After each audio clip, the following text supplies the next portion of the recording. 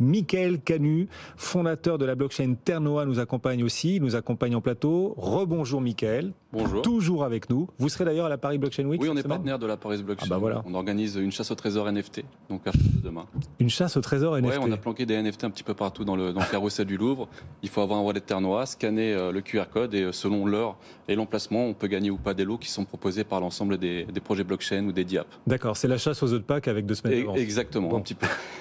Une chasse au trésor NFT, parce que justement, votre blockchain développe des NFT, on va en parler longuement. Vous continuez de penser que l'avenir appartient aux NFT et que l'avenir sera NFT malgré l'hiver qu'ont connu les NFT, les difficultés qu'a connu le marché NFT en 2022. Ça reste votre cap et la vision que vous avez du marché?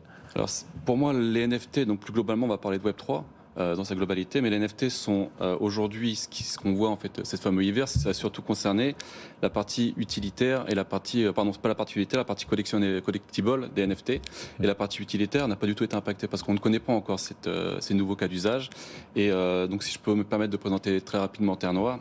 Donc Ternoa, finalement, on a créé une blockchain de Layer 1, donc blockchain d'infrastructure, qui permet une transition simplifiée du Web 2 vers le Web 3. Donc on a créé une solution qui va permettre aux développeurs du Web 2 de pouvoir créer des NFT, justement, interagir avec une blockchain très simplement avec des langages du Web 2. Donc on parlait justement des prix exorbitants aujourd'hui des développeurs, donc c'est vraiment le cas. Nous-mêmes, on travaille au niveau du core source de la blockchain, donc c'est très dur de trouver des développeurs qualifiés, ça coûte très cher. Vous les payez combien ? Beaucoup plus cher que ce que Pauline a annoncé. Ouais, les développeurs, en tout cas, nous travaillons en Rust, c'est très très cher. Ouais. Et il y a une enchère aussi, parce que les développeurs vont sur des projets qui les intéressent, et ils sont là par passion. Donc on peut pas non plus. Il n'y a pas que le prix qui va les motiver. Donc une petite blockchain a beaucoup plus de difficultés à devenir attractive pour des développeurs plutôt qu'une blockchain déjà en place et connue. Et donc on a décidé nous d'utiliser le langage JavaScript qui est utilisé dans le monde du Web 2 pour leur permettre d'interagir avec la blockchain. Permettre au Web 2 de s'approprier cet univers des NFT. De rentrer directement beaucoup plus simplement, voilà, sans avoir besoin de trouver un développeur, de faire des audits, de dépenser beaucoup d'argent, voilà, très rapidement. Et ça leur sert à quoi d'aller vers les NFT ? Les NFT, on va au-delà du gadget, clairement ? En fait, les NFT, il faut le voir comme une technologie.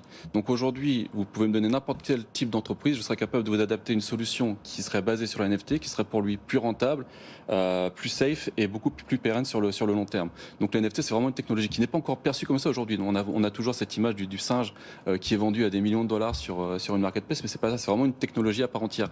Aujourd'hui, si vous faites de la DeFi sur Internet, c'est utiliser la technologie NFT, même si vous ne le savez pas.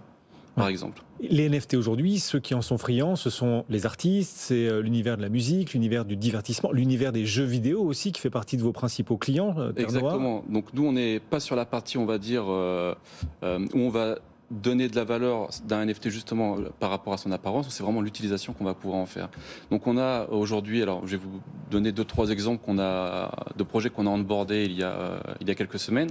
On a Virtual Regatta, il y a 1 million de joueurs qui utilise ce projet, je ne sais pas si vous le connaissez. C'est un jeu de régate, il a été sélectionné par les Jeux Olympiques pour représenter la partie e-sport. Et donc aujourd'hui, ils veulent Donc vous serez aux Jeux Olympiques ? Alors indirectement, oui. À travers ce jeu. Votre blockchain sera aux Jeux Olympiques. Elle sera utilisée par un projet qui veut aux Jeux Olympiques, tout à fait. Et donc eux ont ajouté de la valeur dans leur NFT, donc le bateau peut évoluer grâce à cette technologie-là, et la personne qui a ce bateau est vraiment propriétaire. Et si jamais ils décident de faire une autre application, un autre jeu, ce NFT pourrait être exploité dans un autre jeu et garder sa même valeur.